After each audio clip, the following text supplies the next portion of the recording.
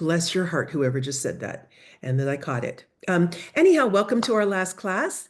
And we are going to review the previous 3 weeks that were sort of encapsulated in greetings and the first things you say to people when you meet them, really basic Spanish. The second week was about arriving into a town and what I think probably is some of the most important Spanish you can know, which is speaking with the locals about how to find a pharmacy or an albergue, how to navigate the albergues, what to expect, that sort of thing. The third week was about food. Last week was all about food. And of course, the concept of numbers has permeated everything we've done. So we're going to do a lot of practice this week. And we're going to bring in a little bit of new stuff, not too much. I don't want to overwhelm anybody. Okay, before I share, any other questions, anything in the chat I should see? Okay, thank you very much, Maria. Okay, so here we go. Let me see, share, and I have to remember to click that, which of course you can't see. And by the way, these are all being recorded, and I will send you the link to them. Can you see my PowerPoint, everyone? Yes. Muy bien. Muy bien, gracias. So let's start. Vamos a empezar con este símbolo. Este símbolo, shell. Okay, does anybody know what we call these in español? La Concha. La Concha, which is also the name of our online newspaper or publication through American Pilgrims on the Camino. And La Concha is well known as being a symbol back into medieval times of the Camino and of Santiago. And there are a number of different implications and legends around it. And I'm just going to share my favorite one. There are many, once again. So we all know that Santiago, St. James the Greater, a fisherman from Galilee, was supposedly sent to northern Spain to proselytize and fell in love with the area and requested that upon his death that his remains be transported back to Galicia.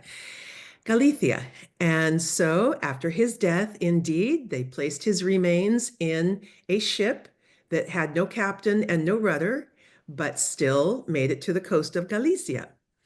And coincidentally, when the ship arrived, there was a boda. There was a boda going on, a wedding. And the novio, the bridegroom, the novio, was on a magnificent horse, un caballo magnificent.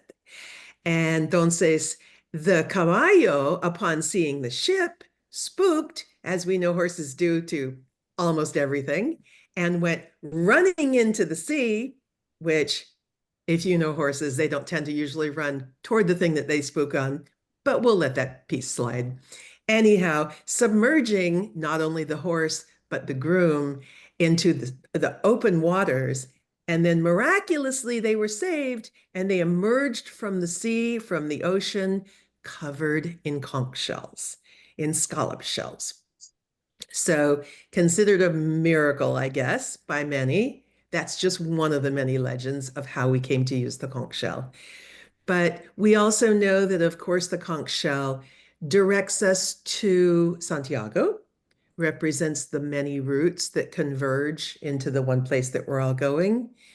Maybe even more importantly, representing the many routes or the many avenues or the many paths that we take to find the essential internal one, whatever that is, if it's the soul, if it's God. And so it's represented in many spiritual practices and has been since pre-Christian times. So that's La Leyenda de la Concha. I just think that's kind of fun. Anyhow, so here we go. We're going to do some repaso, review, pronunciación, saludos, all the things that I mentioned just a minute ago. You will definitely want to have papel y lápiz o pluma para escribir. because we're going to do some practice that you'll want some paper and pencil for. Here toward the end, we're going to talk a little bit about medical problems. I'm not going to spend too much time on that because I figure if you're in a crisis situation, that's probably not when your best Spanish is going to come out anyhow. So we're not going to focus on doing a whole lot right there. And then we're going to have a kind of a despedida, a goodbye, and upon arriving in Santiago. So let's start with, I have to minimize. Okay, that works. So this is all review. Everything we're going to do for the next hour or so is all review. About pronunciation. You remember that the vowel sounds in Spanish are, and let me, I'm going to mute everybody because I want you to always, when you see words in Spanish, I want you to say them out loud. Okay, so I want you to feel free right now, which you can. Everyone's muted. Go ahead and just babble, babble, babble. We know the vowel sounds are very clear and crisp. A, E, I, O, U, and they are always pronounced that way. No exceptions, no silent vowels, nada.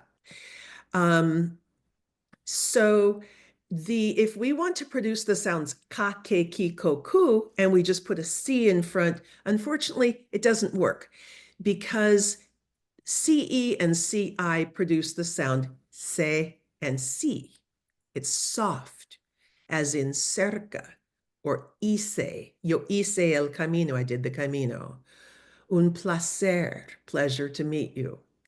Cine, cinema, movie theater, BC, bicycle, dirección. Okay. If we want to spell the sounds ka, ke, ki, ko, ku, this is how we spell them. Now let's repeat. I'll say it first. You repeat after me. Ka, Ka, casa. ka, Everybody mute themselves, okay, if you're unmuted. Cama, encantado. Ka. ¿Qué? ¿Qué pasa?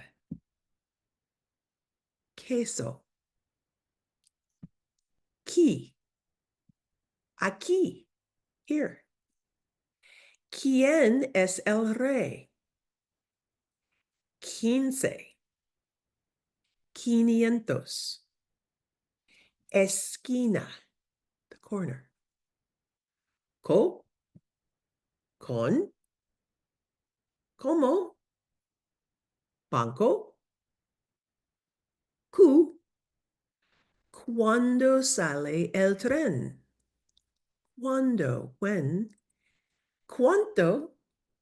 How much does it cost? ¿Cuánto cuesta? Disculpe, excuse me. Repeat. Ka, que, let's start, sorry. Ka, que, ki, ko, ku. Muy bien. And you all remember what despacio means. The sloth says despacio. Slow down, por favor. You'll use it all the time. Oops, I got a little hand up when I did that. If you have any questions, you just jump in. Okay, amores? Amores peregrinos? Now, if you understand this concept of kake kikoku, the exact same thing happens with the G sound. You want to produce the sound ga, ge, gi, go, gu. Well, it doesn't work by just putting a G in front because GE is he, as in detergente, vegetales. Sorry, I'm going too fast. Ajes, he, tecnología. Notice how every letter is pronounced. Gimnasio, or the town of Gijón. So if we want to produce the sounds ga, ge, gi, go, gu, this is how we spell them. Repeat after me, por favor. Ga, gas, gambas, cargador, Galicia, ge, albergue, hamburguesa, Guernica, gui, guisado, guitarra, seguimos, go, algo para beber,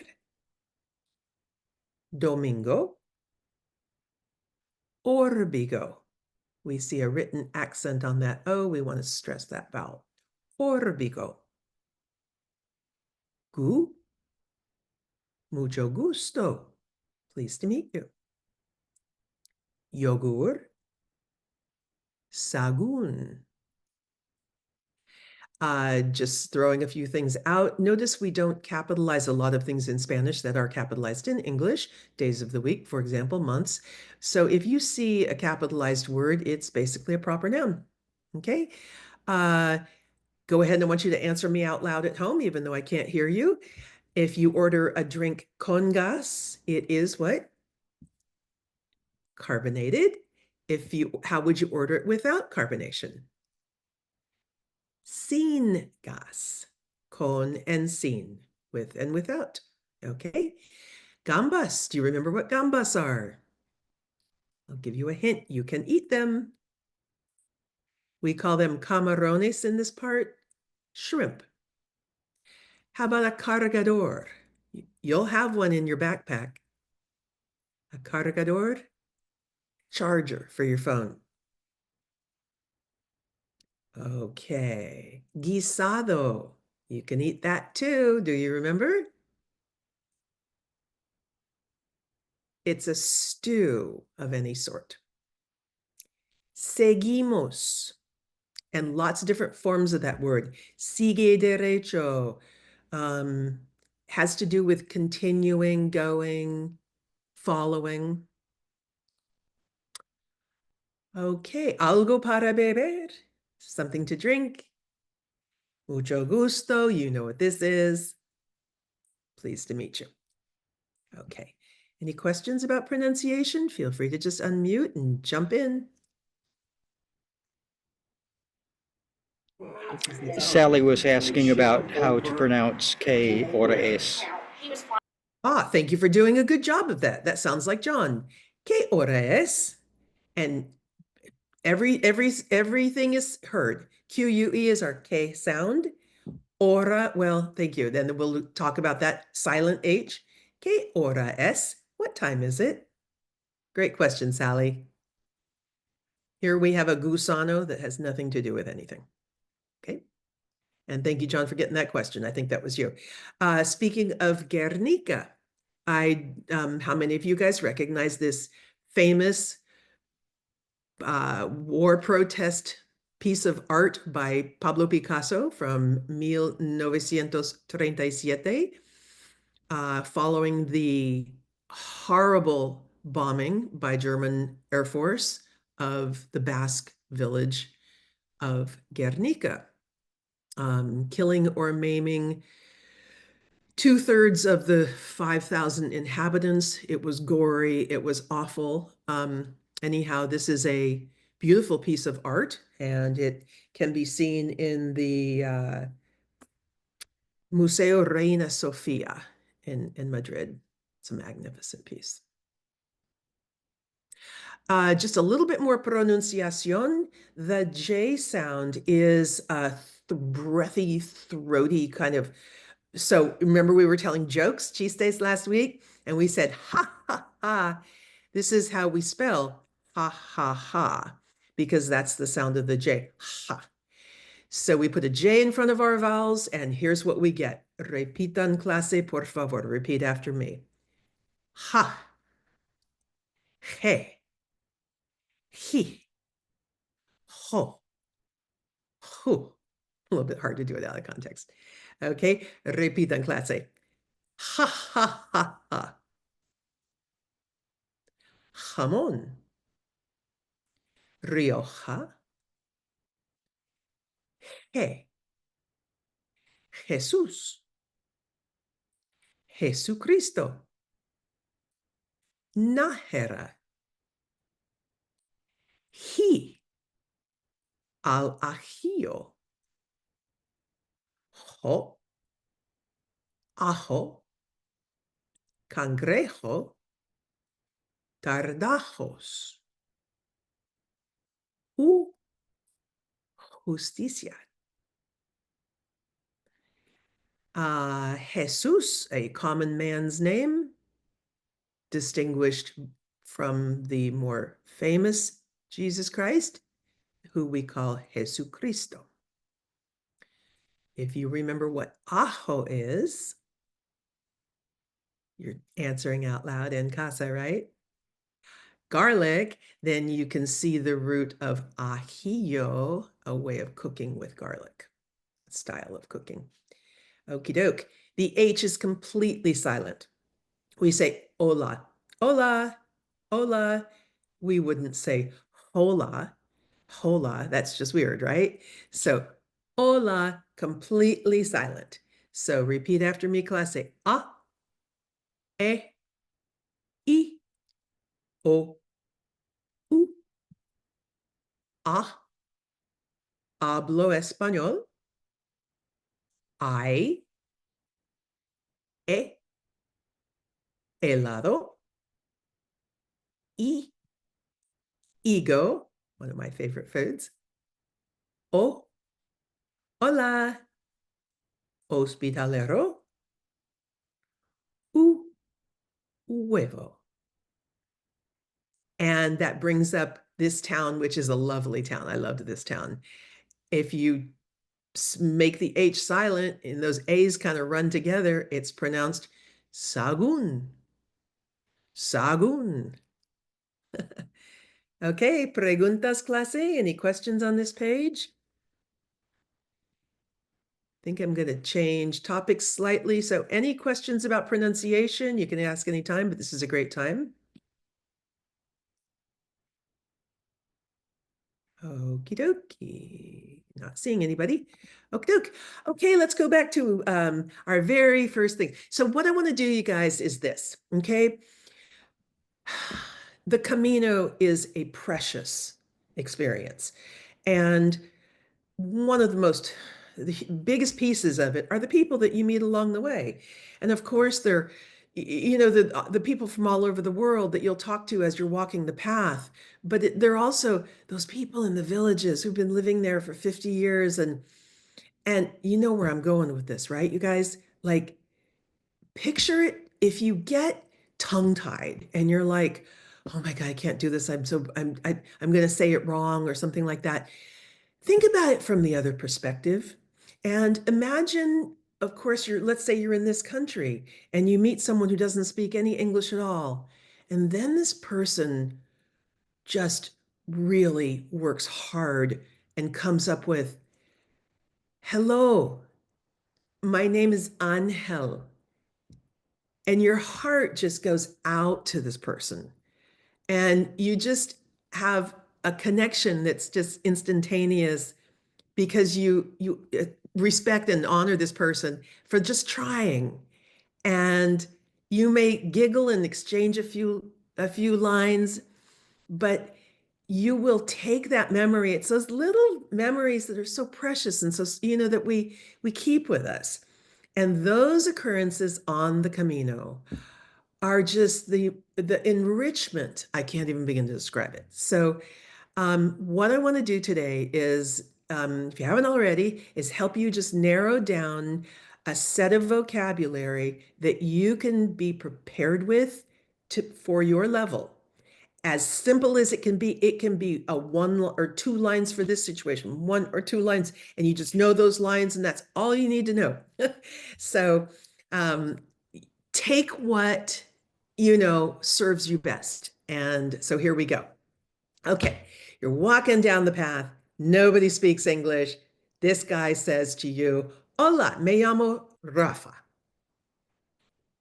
What are you going to say? Everybody's at home speaking Spanish to me, right? What'd you say? You might say, hola, Rafa. ¿Qué tal, Rafa? How you doing?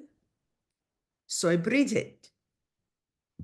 You might ask, ¿De dónde eres? Where are you from? ¿De dónde eres? If you don't have this much Spanish, let go of the other stuff. You, okay? If you ask ¿De dónde eres? Rafa might answer, San Francisco. ¿Y tú? What you gonna say?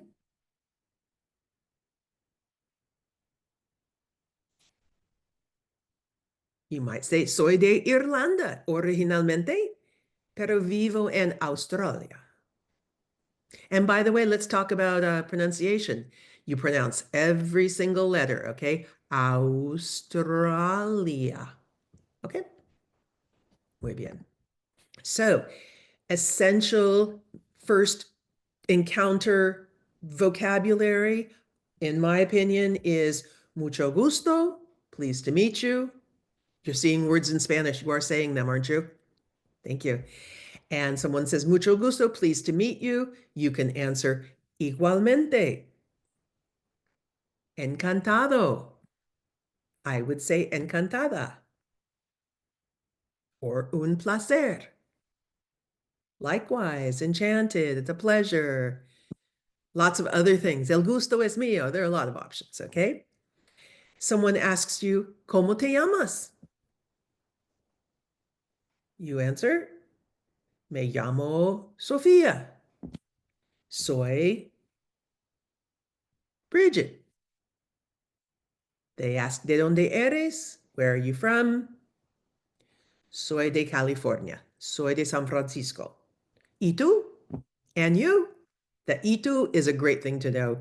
You know, someone asks you a question, you turn around, ¿y tú? Okay, and you?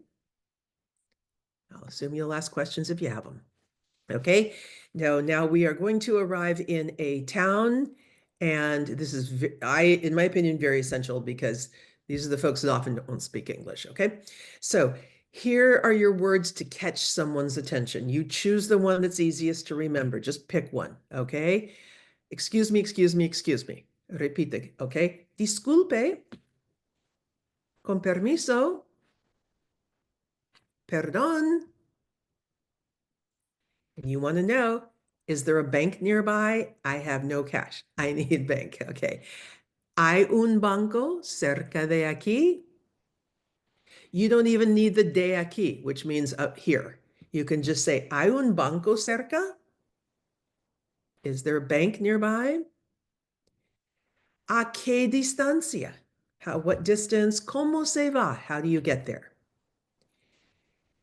This I word, I think I've been saying it like crazy. It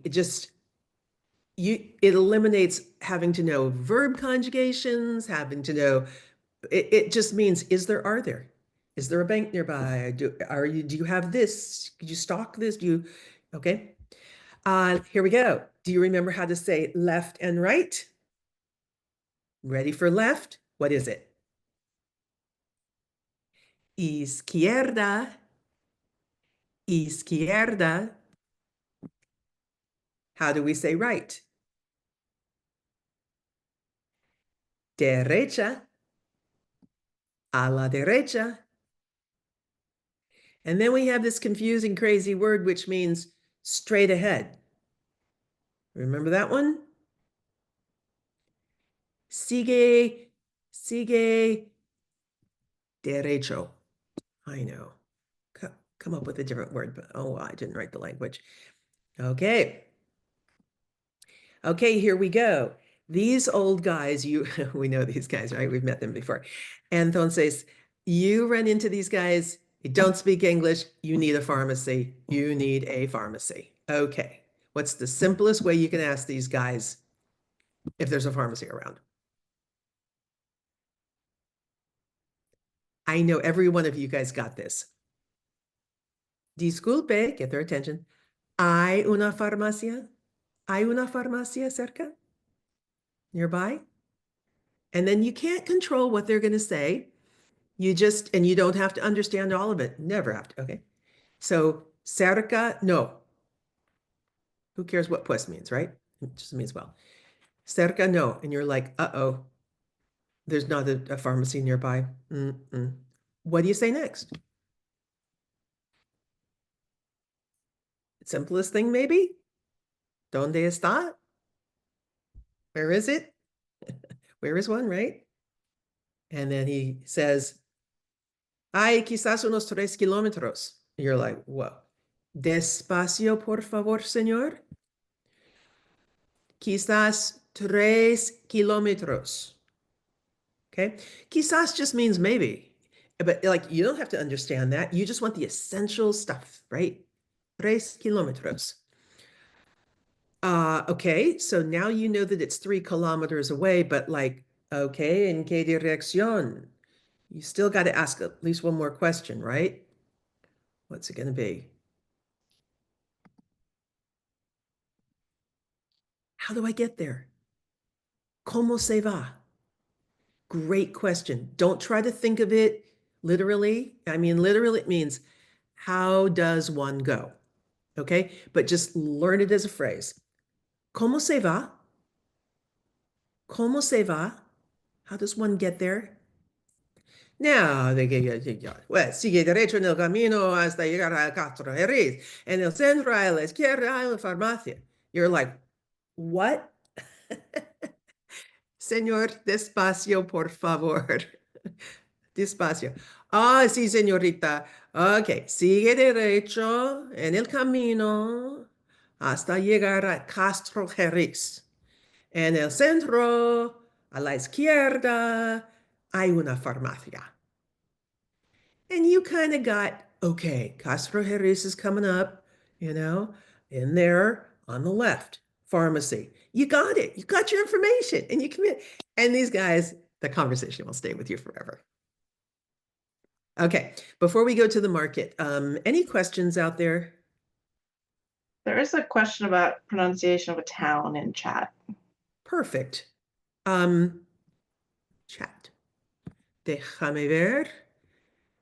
Okay. K is pronounced K. Yes, how pronounced?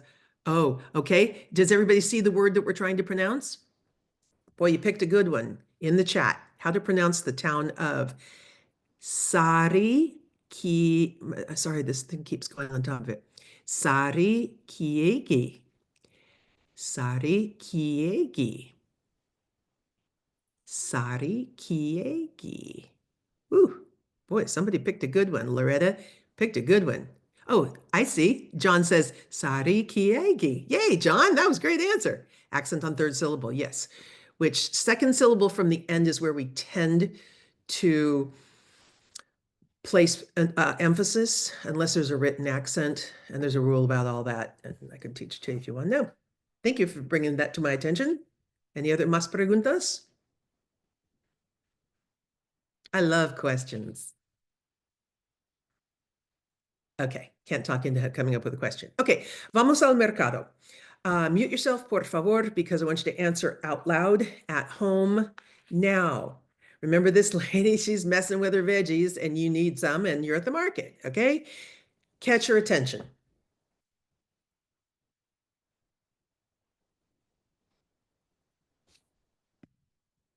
Did you use either disculpe, con permiso, or perdón, señora? That's how you get their attention, okay? Now, you want apples. She turns around. Ask her if she has apples. ¿Hay manzanas? ¿Hay manzanas, señora? ¿Hay manzanas? You can ask for anything with that word. Do you have jamón serrano? Jamón serrano?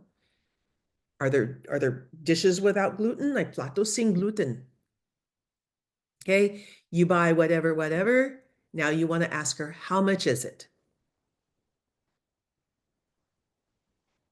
I wish I could hear you guys at home. How do we say how much? ¿Cuánto? ¿Cuánto cuesta? ¿Cuánto es? ¿Cuánto? ¿Cuánto? ¿Cuánto es? How much is it? ¿Cuántos son literally is how much are they? If you don't choose the right one, it's not. ¿Cuánto is what is your keyword? ¿Cuánto cuesta? ¿Cuánto cuestan? Okay. So, tú estás en el mercado. Ella, la empleada, dice, las naranjas están muy frescas, señora. Remember that they don't want you to touch the produce. You point, they grab it and bag it up for you. Okay, ¿cuántos son? How much is it? Make sure to listen to the number and know your numbers. Ah, speaking of numbers, let's do some numbers. Okay, you guys have all been studying your numbers. I know you have. So let's repeat 20 to 100. Well, no, let's start at 1 and let's go all the way up to 20. After me, repite. 1, 2, 3, 4, 5, 6, 7, 8, 9, 10. 11 through 15. 11, 12, 13. Catch the extra syllable, okay? 14, 15, 15. Get that root quince in there because we're going to use it in a minute. 16 through 19 is just 10 and 6, 10 and 7. 16, 17, 18, 19. Okay, starting at 20, repeat after me. 20, 30, 40. Just get that enta root, your enta as your double digits, okay? 5, 50, 60, like seis, 70 with the T, 80, 90. And then CN is 100, and we'll talk about that in a sec. Let's practice. Vamos a practicar, mis amores. Oh yeah, I did put hundreds into this one. Oh, sorry, I'm in the wrong place. Okay, let me back. Okay, so we're gonna do a little práctica. This is gonna be fun. Ready? So you necesitan papel y pluma, lápiz, boli. Okay, we're gonna go shopping. Vamos de compras. I'm going to take you on a shopping trip. I'm going to tell you about some artículos en el supermercado and how much they cost. And you want to number your paper, 1, 2, 3, 4, 5, 6, 7, 8, 9, 10. And you're going to write down the name of the article, el nombre del artículo, and the price that it goes for. Any questions about what we're doing here? Okay. El primer artículo, the first article is pasta dental. Para lavar los dientes, pasta dental. Y el precio es 2,85 céntimos. Centimos are like cents. What we generally hear is that price would be expressed as 2,85. Okay? El segundo artículo número 2, es aceite de oliva. The basis of all Spanish cooking. Aceite de oliva. Y cuesta 9,48. 9,48 céntimos. Oh, and I forgot I had the answers right after each one. Let's go back just a sec. Oh, so the first artículo was pasta dental for 2,85. Did you get toothpaste for 2.85? Okay. And our second one was aceite de oliva for 9,48. Aceite de oliva, 9,48. Okay. El tercer artículo es cereal. Cereal para comer en la mañana y cuesta con 99. You writing it down? Cereal, cereal, 2,99. El próximo artículo es champú para lavarle el pelo. Champú cuesta 7,59.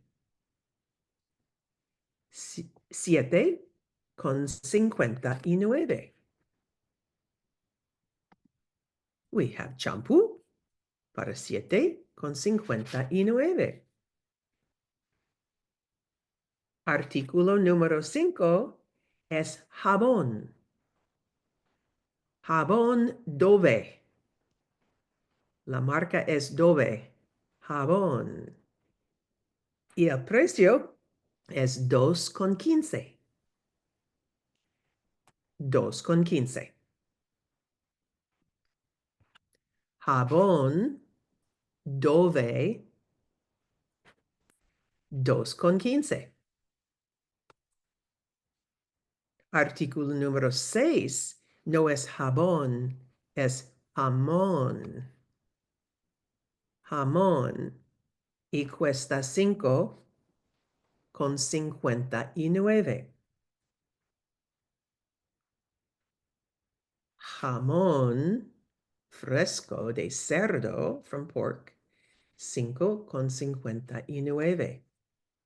Frois es un supermercado muy común en Galicia. Ok, artículo número 7 es vino tinto, uno de mis favoritos de Rioja. Vino tinto y cuesta 8,35. 8,35.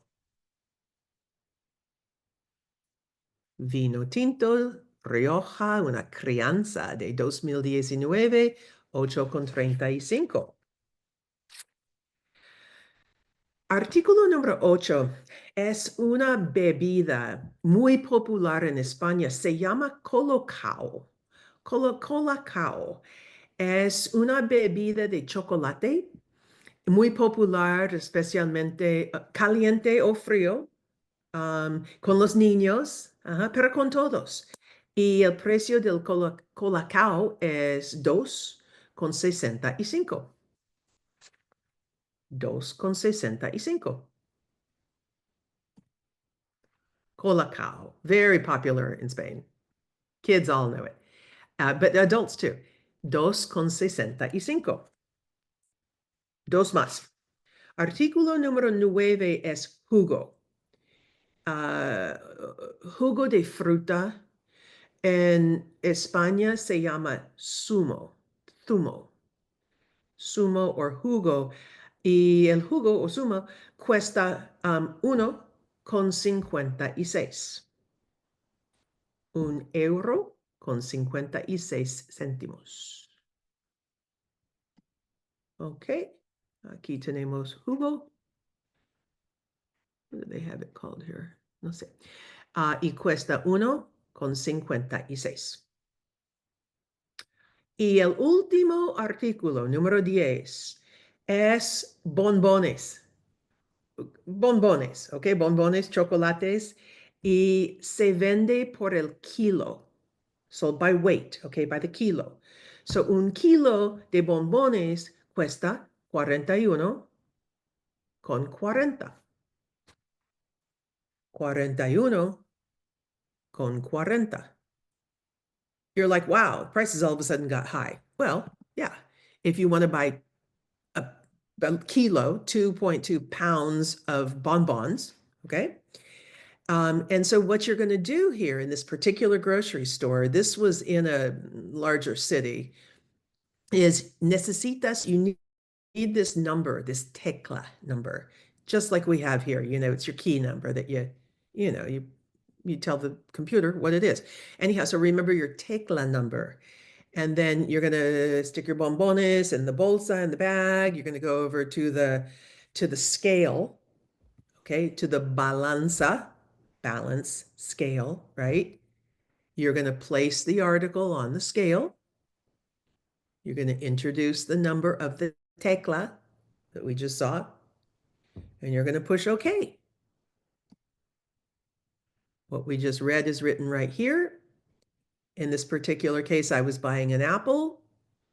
The tecla is written at the bin, or you can look it up on the computer, and then it spits out that little ticket right there, and you just take it up and pay for it. In this case, I did pick out my own fruit. Seems to, I'm not sure what the difference. It's like big city maybe versus small town. I'm not sure. Okay, how did we do on that? Anybody want to download?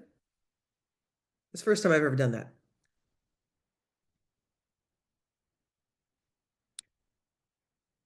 Do okay?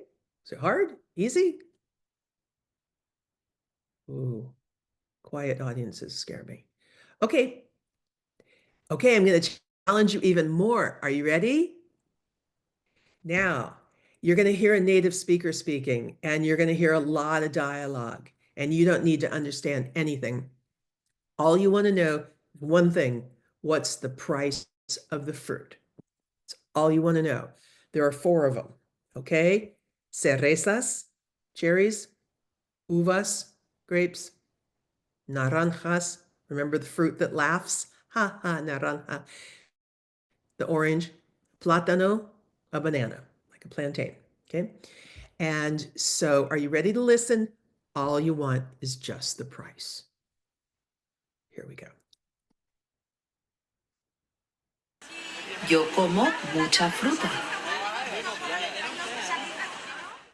En esta frutería las cerezas cuestan 6,99 € el kilo. Son muy caras.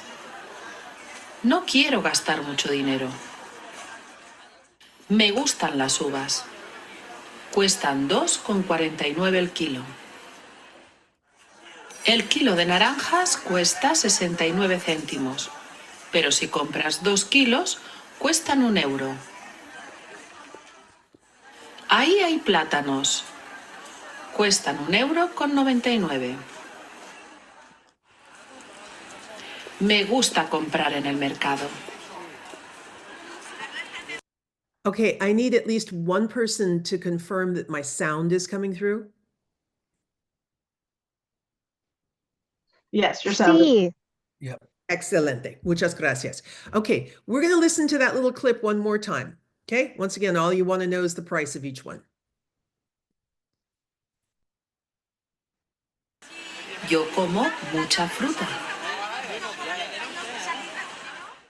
En esta frutería las cerezas cuestan 6,99 € el kilo. Son muy caras.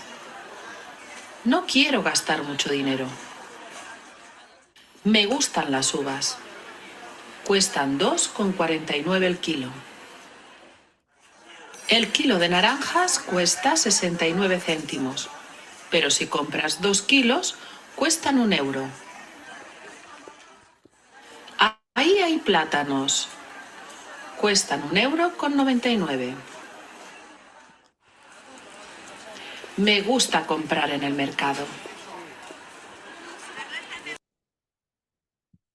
Okay, ready to check your answers? Las cerezas cuestan 6,99 céntimos el kilo. Muy caro, expensive, caras. Las uvas son 2,49 el kilo. Las naranjas cuestan 69 céntimos el kilo, pero si compras 2 kilos, cuesta 1 euro. Y los plátanos, 1,99. Anybody want to download how that was? Was it hard, easy? impossible. Thank you for Muy saying caro. so, Julie. I got almost nothing. That's okay. And so that's okay. Realizing that and just it's like those words that you want, you know them. You just have to tune the ear. It's just listening. And it's also being able to let go of the stuff you don't understand. It's just a lot of practice. But you know, the things I've always said is like if you could have a little clip like this, you just listen to it 5 times. If you listen to it after hearing the answers, you'd hear it. So it's just practice. And the hardest part is in the beginning. You guys hang in there. It's so worth it. Okay? Si se puede. Okay. If there are no other questions about the mercado, I'm going to go into the cafe or bar or restaurante. Okie Okay, you're in I don't know, maybe you're in Leon here. This could be Leon. Oh, they have a fabulous nightlife. Anyhow, and so you are this guy in pink down here, and you want to catch the waiter's attention. And well, anyhow, he's just like, okay, so what are you going to do? Just like anywhere, okay, you're going to try to be as discreet as possible. You're going to try to just like, signal him, catch his eye, right? If you have to, if he comes nearby and you want to say, excuse me, how are you going to catch his attention?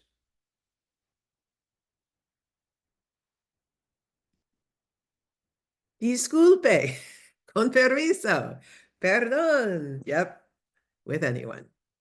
So he comes over to the table and he says, Buenas tardes, ¿algo para beber? I know. You're, disculpe, despacio, por favor.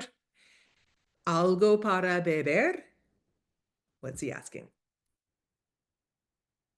Something to drink? Okie dokie. You want a draft beer and a glass of red wine. Go ahead and order it. Or if that's not what you would drink, you can choose whatever you would want. Una caña y un vino tinto, red wine, por favor. And then he asks, and he won't keep speaking so fast because he knows you don't understand real well. He says, bueno, y un aperitivo, señor. Unas tapas, unos pinchos. We are going to kind of say that tapas and pinchos are the same thing. Word pinchos used in the North more. And at this point, you've looked at a menu. You know that you can order like from the menu a primero and a segundo and a dessert. You can order. You can have a pilgrim's menu, but often you're just going to be out and you just want a little bit of this and a little bit of that. So remember that we ask for a ración, a portion, a ración, or media ración, half of a portion. Okay, just little tapas, really. Una ración de gambas al ajillo. We know what this is. Shrimp cooked in garlic sauce. Y una ensalada mixta, which almost always comes with tuna. And he says, bueno, enseguida. You don't have to understand everything he says. Enseguida means right away. Doesn't matter if you understand it, right? Okay, let's see what happens. So you do all your eating and drinking and whatever, and he is not going to come back, really.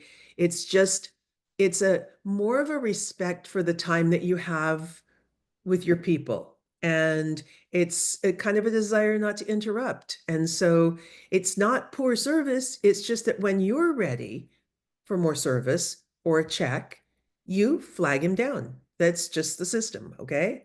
I kind of like it, frankly. Anyhow, so let's ask him for the check, please. I wish I could hear you guys. You're all at home saying, La cuenta, por favor. La cuenta, por favor. Okay. You'll use that one a million times. Okay, I think we might be leaving the restaurant. Yes, we are.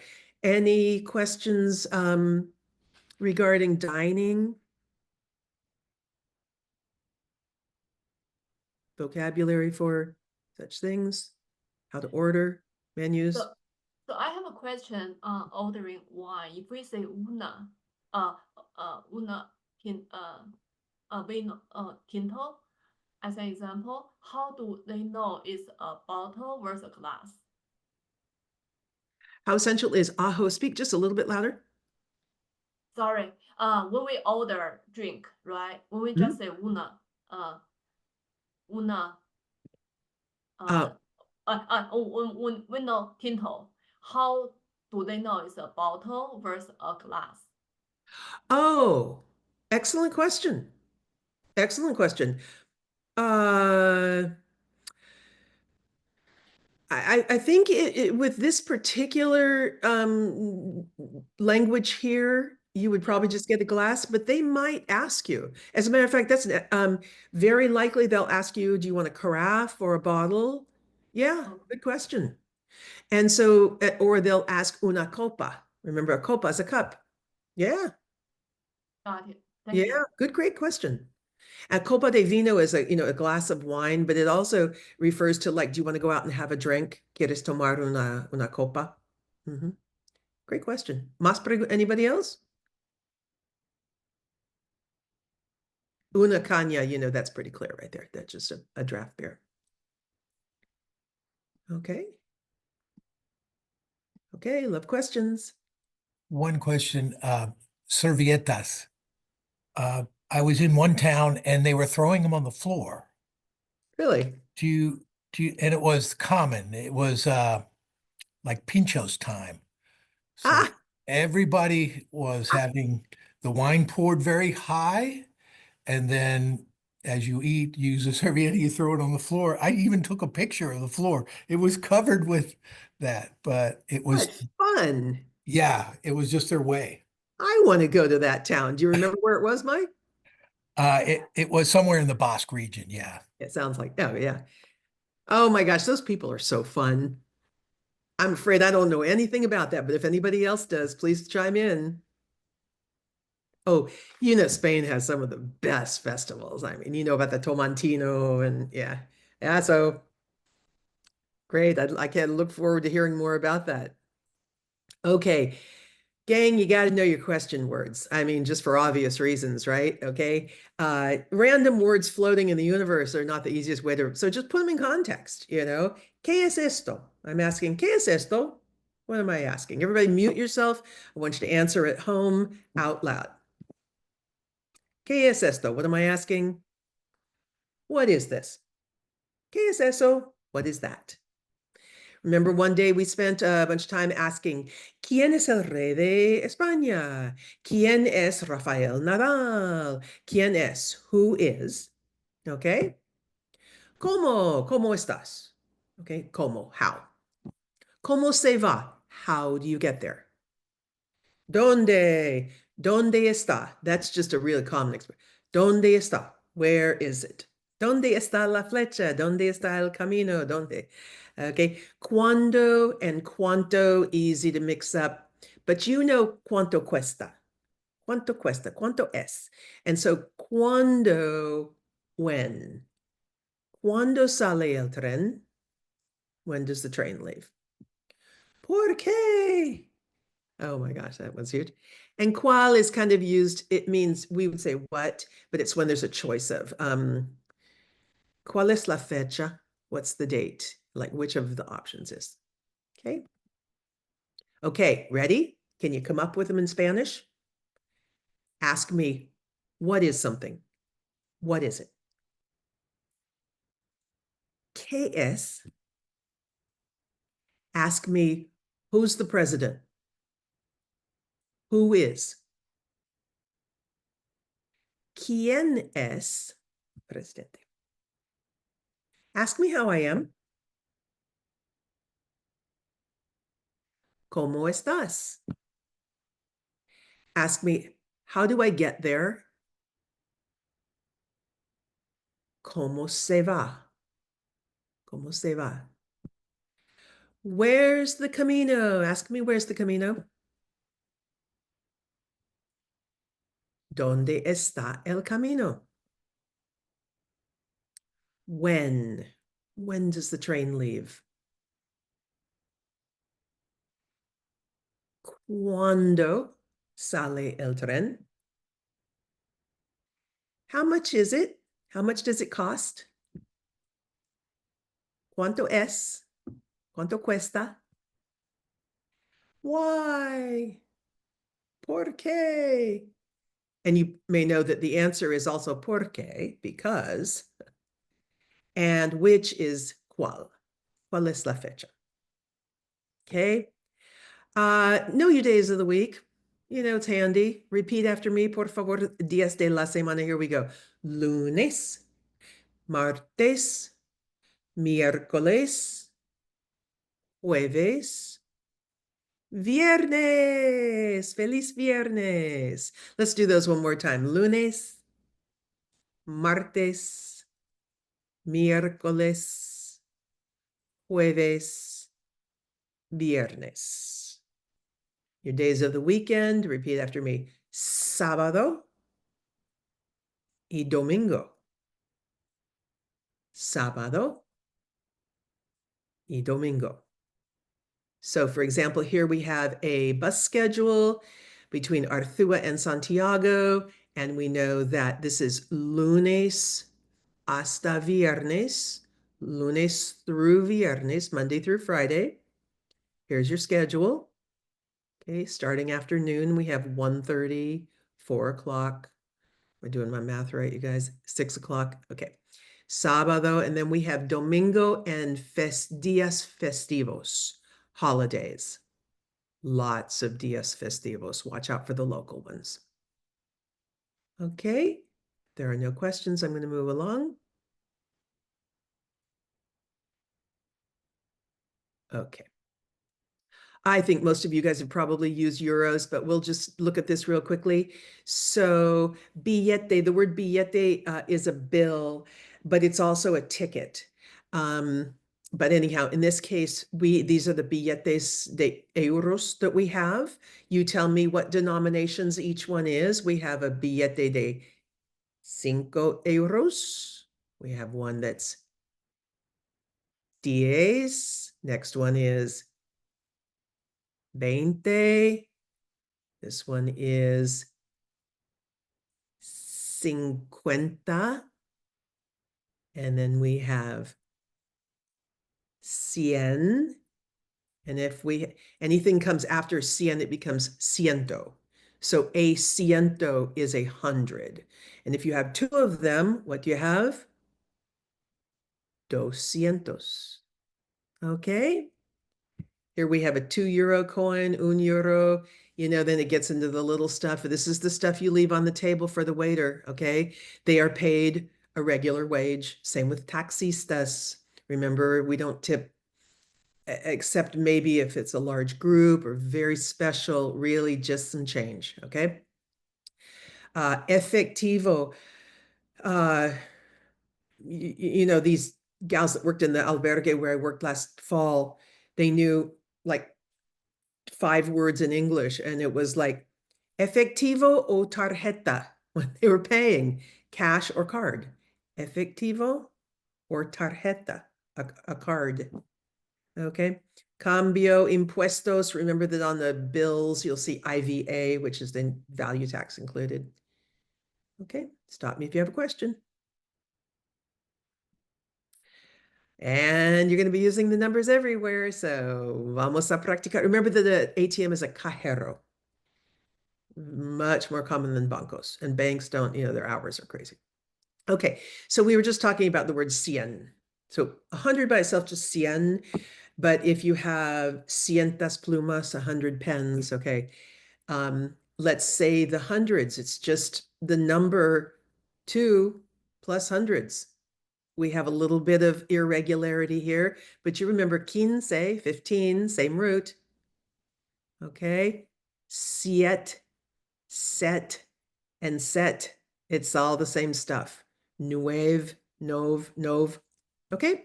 Repeat after me. Cien. Let's say 105. 105. 200. 300. 400. Got to scrunch your nose for this one. 500. 500. 600. 700. 800. 900. 1000. Okay, like a millimeter. If 2,000, 2,000. 3,000, 3,000. That one's really easy. Okay, let's practice. Vamos a practicar. I'm gonna give you 5 3-digit numbers. I want you to write them down. Are you ready? ¿Están listos, clase? Okay, número 1. 837. 837. Second number. 462. 462. Third number. 190. 190. Fourth number. 383. 383. Last number. 911. Sorry. 911. Okay, check your numbers. Starting from the top. 837. 462. 190. 383 and 911. Any questions? Pronunciation? There?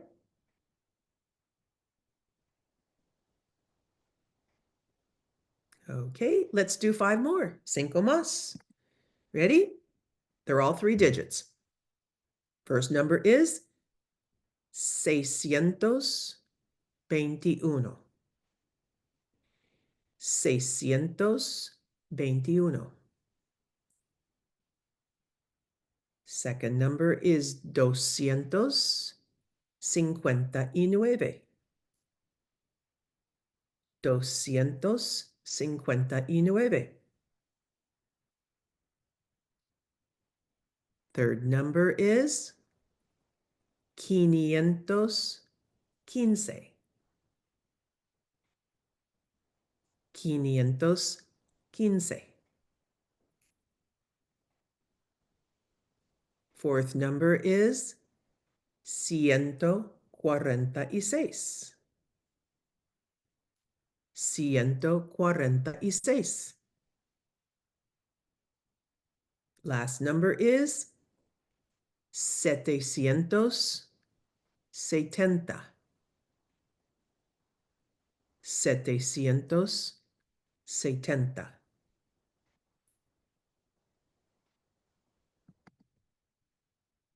From the top. 621. 259. 515. 146 and 770. Okay. How did we do? ¿Cómo hacemos? ¿Cómo salimos? ¿Cómo hicimos? 500 tripped me up. Yeah, it's an irregular one. That's a logical one to get tripped up on. Keen. Yeah, it's a Okay, let's do a few years. Let's talk about year. Let's add one more digit, remembering that mil is 1,000, and it's really just 2,000, 3,000, 4,000, 5,000. It's like just like that. Okay. So, en los Estados Unidos, in este país, in our country, here we have some significant years. Okay. We all know that una revolución, pues. Okay, so one of our key years is the year 1776. You might know that la guerra civil terminó en 1865.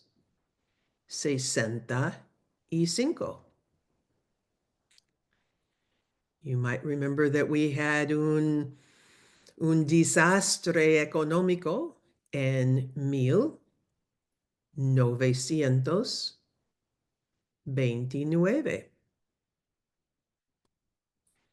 A year of much tumult and death. 1968. And another one of death and disaster. Sorry for the theme here. 2001. 2001. Let's do 5 key year dates. Can I ask a question? Absolutely. Wouldn't they say like 1776? They say 1776? Yeah, you guys have got great questions. Yes, Oh. unfortunately, there is no short way of doing it. They simply say 1776. Sorry. Good question, though. Any And- others? Sorry, when do we add E before the last digit? Because for the Oh. last one, I did not hear you say E. Yeah, there is one before the last one. Let's see. 1776. Yes. Okay. 1865. That's right. Good eye, good ear. But Just the 2001, shall we say 2001? Oh, it's just 2001. I'm not sure I No can E. explain why. Okay. Yeah. Wow, good questions. 2001. I mean, not like they're not going to understand. They just don't. We don't say that. Okay. Let's put if this were 1901, 1901. Well, I'll tell you what it is you think about your double digits here. Like 76 is simply 76. 65, 29, 68. And so we just don't have a number here, in the 10 spot. Yeah, got it. Makes sense. Thank you. I'm making this up. Okay, anybody else? Okay, we're going to talk about 5 years that were importantes en la historia de España. Do I want to go to the next slide? Let me see. Yes, I do. Okay. Ready? Write down the numbers. 5 years. I will warn you, the first one is not 4 digits. Okay. Un año muy antiguo, hace muchos años, en el año 711, España fue ocupado por los musulmanes de África en el año 711. That was our first year. Okay. I'm going to write these down. The second year, el segundo año, es el año 1936. Este es el año cuando la guerra civil, Civil War, en España began. 3 años de guerra. Began en 1936. El dictador Francisco Franco finally died, murió en el año 1970. 1975. Once again, that was 1975. And forgive my editorialization there, you guys. It's not something I would say in Spain, probably, about him finally dying. Okay. Our 9/11 in Spain is known as once M because it represents el 11 de marzo del año 2004. The year is 2004. El 11 de marzo, bombas, boom, boom, boom, boom.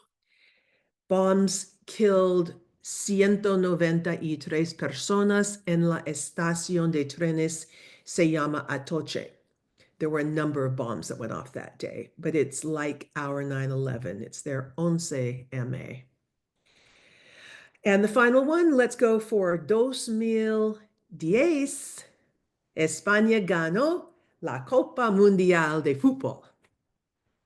Won the Copa Mundial in 2010. Okay, so once again, you guys may remember 700 years of occupation, the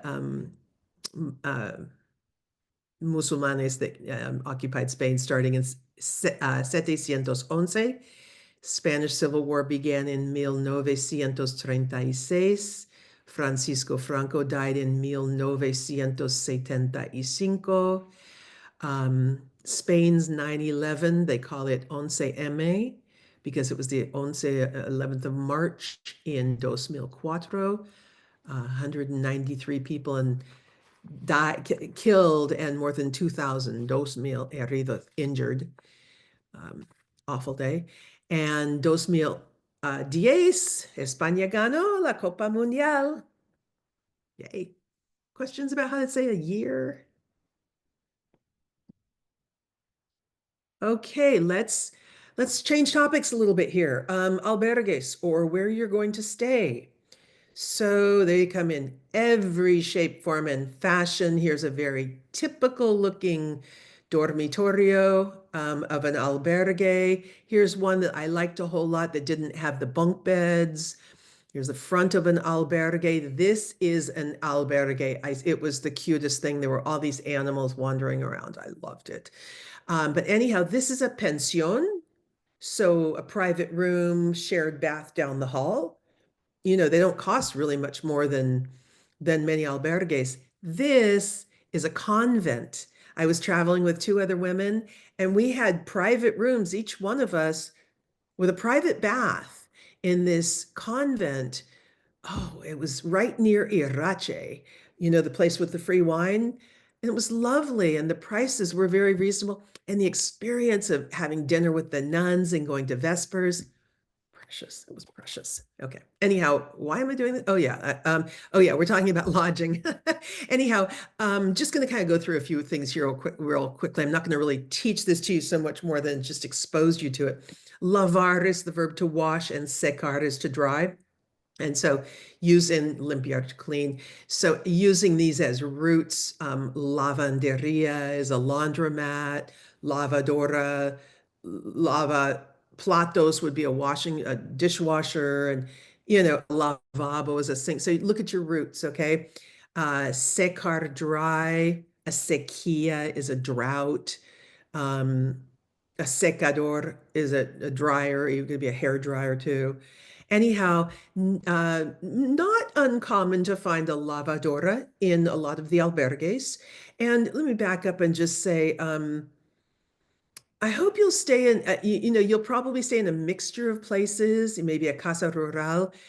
Even if you don't stay in the albergues a lot, I hope you'll at least even get a private room in one and enjoy the camaraderie of the communal spirit in one. Anyhow, very common to find a lavadora in the albergues.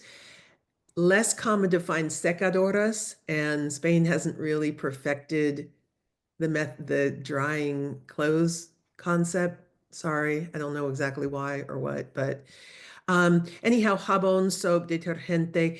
Here's a question: ¿Se puede lavar ropa? You arrive somewhere and you just want to ask, can I wash clothing? Se puede lavar ropa. Lavar, to wash clothing.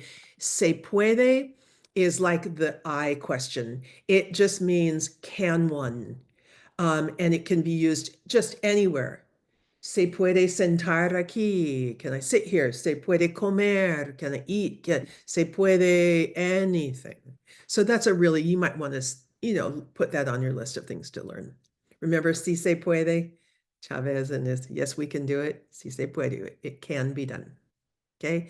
Other stuff, the words that we talked about the cargador earlier, the charger. An enchufe, you might want to know. Called mobile, phones are called moviles. Yeah, that's the most common term over there. Oh, in Spain, they call a computadora an ordenador. I don't know if you'll need that, but that's what they call computers, ordenador. Password is a contraseña. Contraseña. And of course, you're saying all these words aloud at home because you're seeing a Spanish word in writing, right, you guys? Oh, let's just do this. You know how you learn? It's like the more senses you use, the more easily and faster you learn, right? So if you look at a word, you're using your visual sense. Okay, great. If you look at it and say it, you're tripling the senses you're using, not only the visual and the oral, but the oral, because you're hearing yourself. So that's why it's one of the many reasons why it's so important to say words out loud. But anytime you can use other kinesthetic, acting things out, whatever, finding some little mnemonic device, those all help too. Okay. Back to albergues. If you happen to find yourself in Saint-Jean, Pied-de-Port, if you happen to be starting out there, this particular albergue is very well known as being special, special, special. It's called Bellare. And Joseph, the man who runs it, is just amazing. A Basque gentleman, Basque French, I don't know. And this is his wife right here, but unfortunately, Joseph's taking the picture. But you stay there the night before you begin your Camino, and this was the group I stayed, and he does a whole, just a very moving and very heartfelt bringing together of this group of people, and a little bit about the meaning of the Camino and about bonding, and it's really lovely. And then you wake up to the angels singing in the morning. It's a lovely place to stay in Saint Jean. These are just a few words I, for some reason, are just random that I don't think I taught very well. But we all know por favor, of course, is please. Gracias, thank you. De nada, you're welcome. No entiendo, no comprendo. Obviously good words to know. I don't understand. We have talked about despacio, por favor. Slow down, please. And no sé. I don't think, for some reason, we haven't talked about it. No sé. I don't know. No sé. Lo siento. I'm sorry. Lo siento. Literally, I feel it. But just think of it as an expression, lo siento. Okay. This is our new stuff. And I'm going to do this in a nanosecond because I'm almost out of time. Pharmacies, as many of you guys know, are your first line of defense in Spain. Pharmacies are way more than pharmacies here. They're little medical offices almost. There are trained staff there that will almost kind of diagnose and certainly prescribe many more, much wider range of curatives than we do in this country. So just take any kind of medical problem into the farmacia. That's your first stop. Okay. Hope it never happens to you. Somebody hollers, cuidado, careful, cuidado, cuidado. You slip and fall, help. Socorro, ayuda. You're saying these words, right? Socorro, ayuda, ayúdame, help me, ayuda. As I said in the beginning, I would imagine that a time of distress is probably not when your Spanish is going to, come tumbling out. So I'm not going to spend a lot of time on this, but we all know, I hope maybe, that the emergency number is 112. Have it programmed into your phone or know that. Okay, you will get You will get quick help. This is probably the one expression I think that would be good to know, to learn. And it just means it hurts. Me duele. Me duele. Me duele, me duele. It hurts, it hurts. That's enough right there. Me duele el hombro. My shoulder hurts. Me duele. Okay. And, I hope you don't end up in any kind of like a clínica or consultorio médico. But if you have to tell someone it hurts, I don't expect you to know your body parts. I mean, maybe you have that capacity. That would be great. But if you just tell them it hurts here, it hurts here, it hurts here. Me duele aquí, me duele. Okay. We have words for ampolla, herida. I need, necesito ayuda. I need help. Necesito una curita, a Band-Aid. Necesito, okay? But remember, dial 112. If we had more time, I would play a little bit of Simona dice, Simon says. But why don't we just say these words? And once again, getting kinesthetically involved, why don't you touch your body part and say the word and look at the word and just think of all those senses we're using, okay? Starting with the head, say the word. Make sure you're muted, everybody, por favor. And here we go.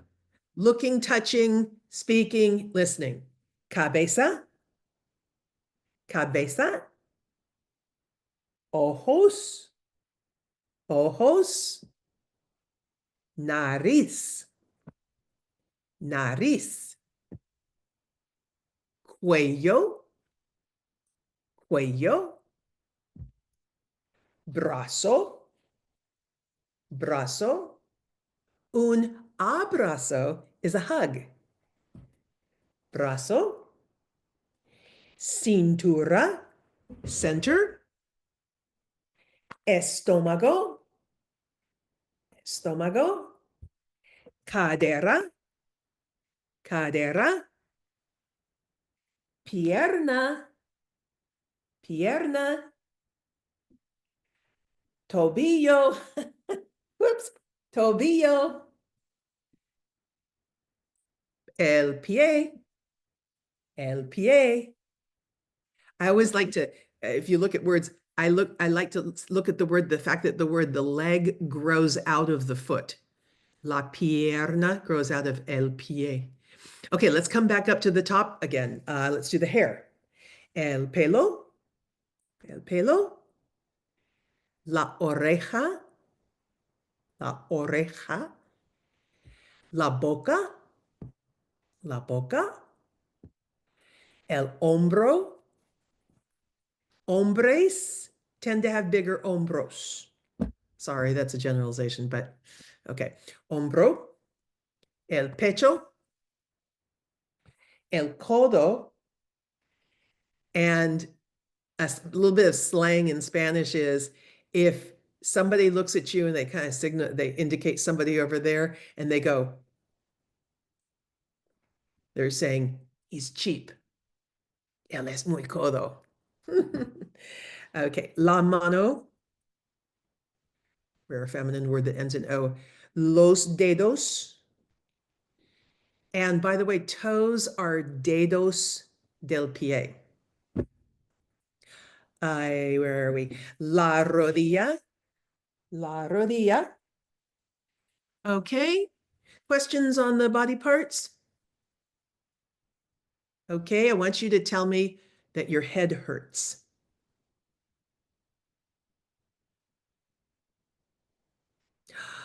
Me duele la cabeza. Tell me that your neck hurts.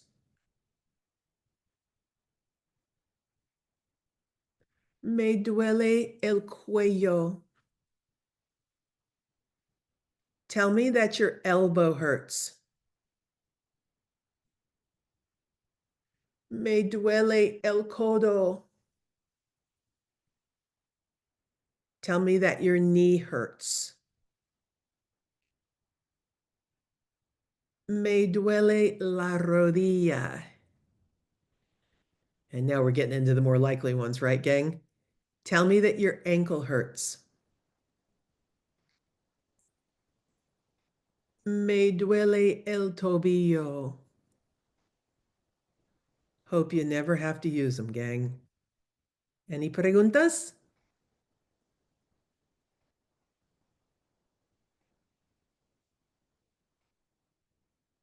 Okie dokie. What was cadera? La cadera. Cadera is the hip. Hip. Okay. Cadera. Hey, John, are you out there? John, ¿estás allí? Anybody? How Sí, about sí, estoy aquí. Yay, John. John, you want to do a diálogo with me? Sí. ¿Dónde estás, John? ¿Estás en un restaurante, una fiesta? El restaurante, un café para Camino Trivia. Oh, I'll get somebody else. Would you rather not do it? No. Finito. Okay, excelente. Este, Why don't you be the pilgrim and I'll be the doctora, okay? You are injured and you're entering a medical clinic to investigate a sore ankle. Start it off, you're in blue. Doctora, me duele el tobillo. Me duele mucho. Ay, siéntese aquí y yo le examino el tobillo. Me siento, momento, mareado. Mareado. Mareado, yeah. Like mar, like ocean, you know how you get like, Sí, yeah, sí. good way of remembering it. ¿Esto te duele? Oh, ay, sí mucho. Y me, y me duele la rodilla también. Good sport, John. Voy a tomar una radiografía. Radiografía. Oh, estoy en el camino. ¿Puedo caminar?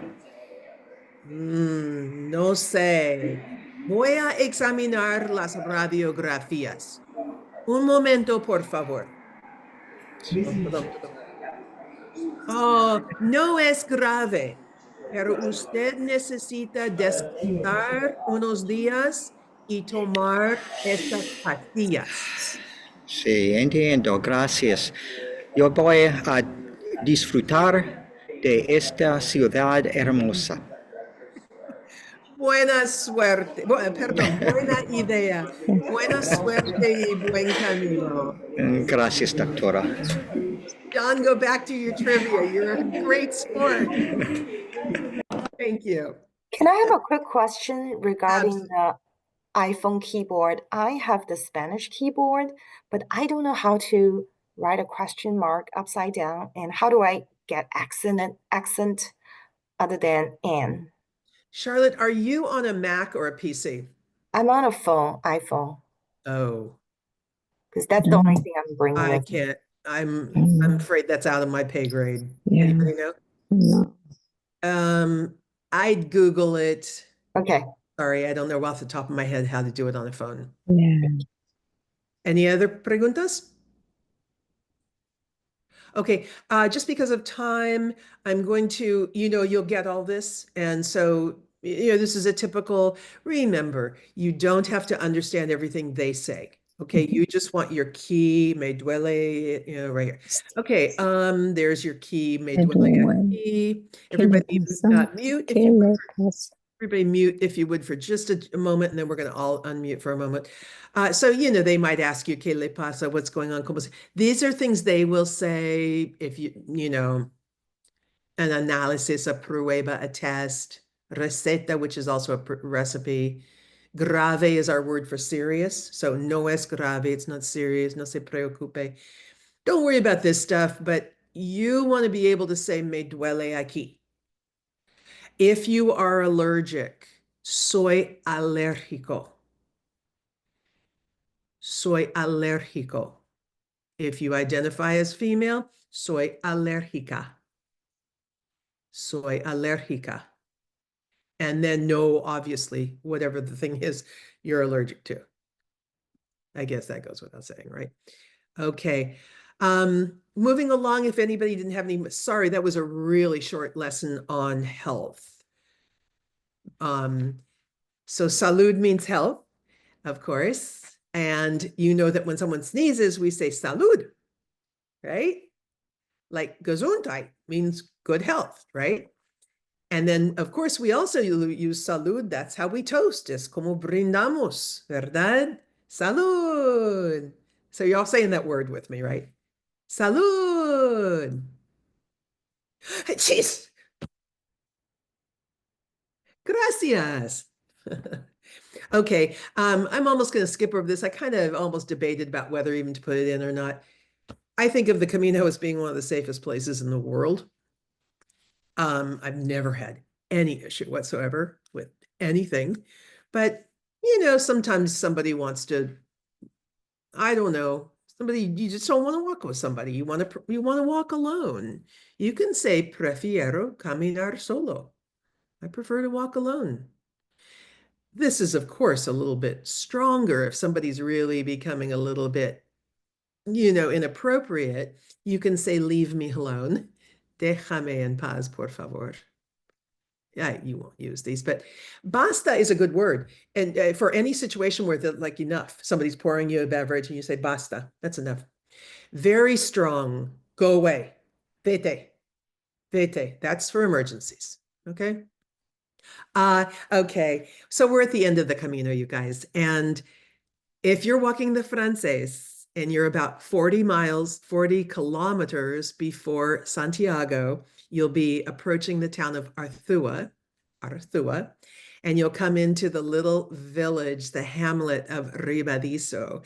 This is where I served for 2 weeks as on the welcome committee and the welcome service. And any of you guys can apply. All you have to have done is to have walked the Camino or some of the Camino. If you can speak Spanish, that's an additional bonus. It is the sweetest little position. If you've trained to be an hospitalero, that is serious, that's a serious commitment. And that I've trained, but I haven't been one. This one's a cushy position. This is like being a concierge. You basically stand in this courtyard. This is the albergue. You get a 2-bedroom apartment up here. In the daytime, this place can be like a beach on a nice day. People approach from the Camino, come across the bridge right here, and people having fun all day long. And you hang out in this courtyard and chat with people and show them to their bunks and show them back to the washing services. And there's a little bar restaurant next door. It's the sweetest gig. They open up the applications at the end of the year, or let's just say the very beginning of each year, and people are selected by March, and you serve in pairs for 15 days from like, I don't know, April through October, something like that. You're coming into Santiago and you will I don't know, maybe be emotional, but you will encounter the bagpipes.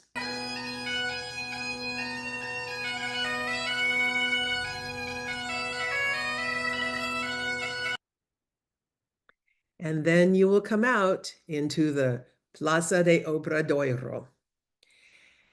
And you'll see the cathedral, La Catedral. And if it's a sunny day, you may see pilgrims hugging, kissing, crying, pondering their new wisdom. And maybe you'll go to a service in the cathedral. Every day at noon is the Pilgrims' Mass. And most of you probably know what the Botafumeiro is. Many of you maybe have seen it. It is really magical.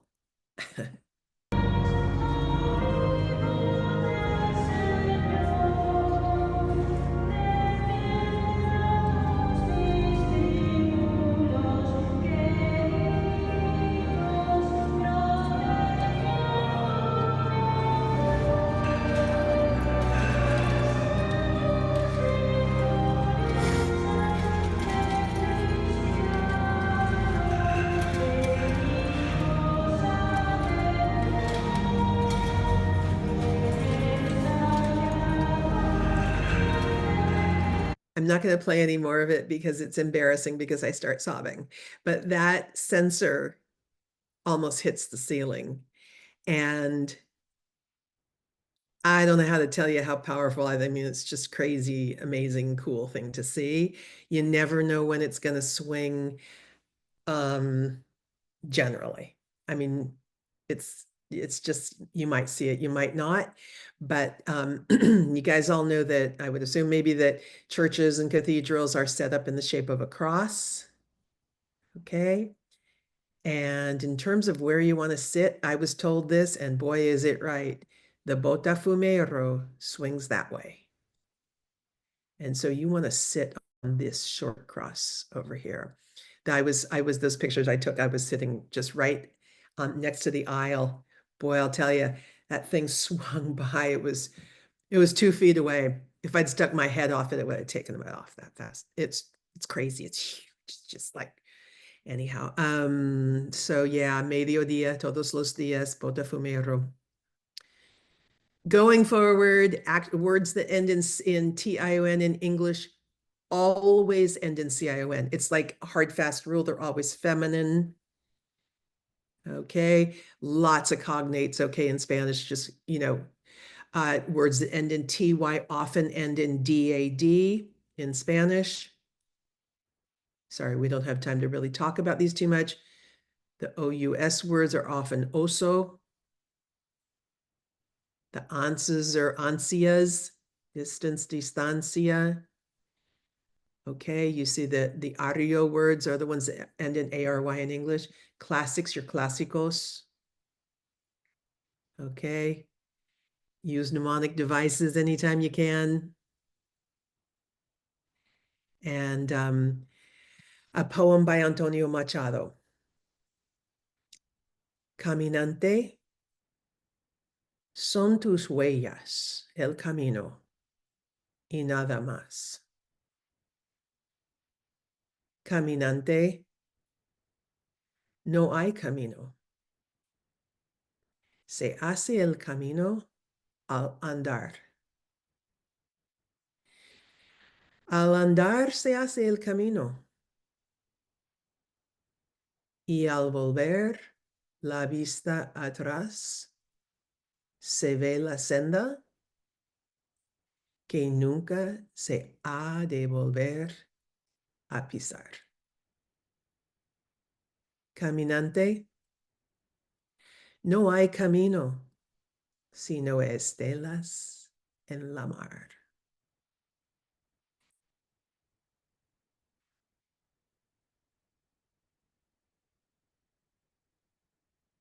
And maybe you'll walk out to the end of the earth because the 0 kilometer is at Fisterra or Muxia. And traditionally, pilgrims burned their clothes there. Un paso me voy para siempre, un paso fuerte, un paso hacia adelante. 2 pasos me voy sin mirarte, tan lejos pise. 2 pasos y ya te olvidé. 3 pasos ya son hacia el este, el sur, el oeste. 3 pasos creo mucho me parece. Y cuando volverá, je ne reviendrai pas. Je suis... Everybody unmute yourself and let's just say a quick adios, hasta luego, buen camino. Camino. Adios. Gracias. Buen Buen camino. camino. Adios. Adios. Gracias. So much, you guys. Muchas gracias. Yeah. May your caminos be special. Break through that fear and just step out there and say those few words in Spanish, okay? You'll make that connection that will make your camino even that much more precious. Oh, great. Thank you so much. Thank you. you. Thank Thank you you. so It's much. really good. Buen camino all. Feel free to stick around if you have questions or anything. Thank you so much. Thank you. Thank you. Bye-bye. Muchas gracias. Can we leave? Gracias para el tiempo. Oh, gracias a ti, Caprice. Muchísimas gracias a todos. Ustedes son fantásticos. Wow. Gracias.